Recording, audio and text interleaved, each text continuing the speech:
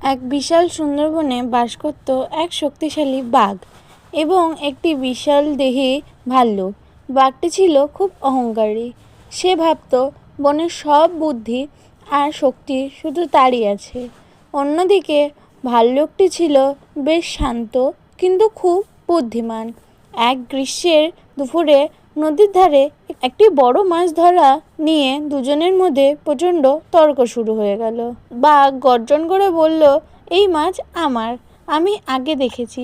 ভাল্লুক শান্তভাবে বলল, কিন্তু ধরেছি তো আমি, তাই এটি আমার প্রাপ্য। ঝগড়া যখন থামছে না তখন ভাল্লুক একটি প্রস্তাব দিল। সে বলল, চলো আমরা একটা প্রতিযোগিতা করি। এই বনের ভেতর দিয়ে যে আগে ওই পাহাড়ের চূড়ায় পৌঁছাতে পারবে মাছটি তারই হবে। বাঘ হেসে রাজি হয়ে গেল। সে ভাবল, আমি সামান্য গতি এই বনে আর কার আছে। তাই ভাল্লুক তো শরীর দুলিয়েই হাঁটিয়ে হিমশিম খায়।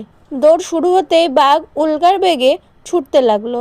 সে ঝোপঝাড় পার হয়ে সোজা পথে দৌড়াচ্ছে।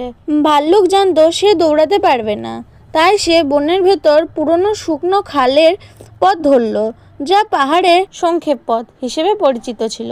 মাঝপথে বাঘ দেখল সামনে এক বিশাল কাদার জলভূমি।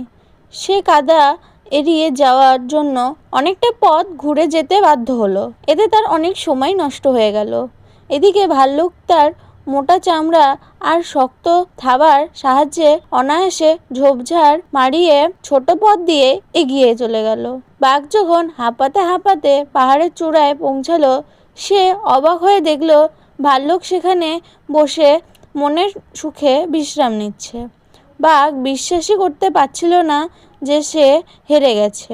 ভাল্লুক হেসে বলল, বাঘ ভাই, শুধু পেশার জোরে সব হয় না, মাঝে মাঝে মাথা খাটিয়ে সঠিক পথ বেছে নিতে হয়।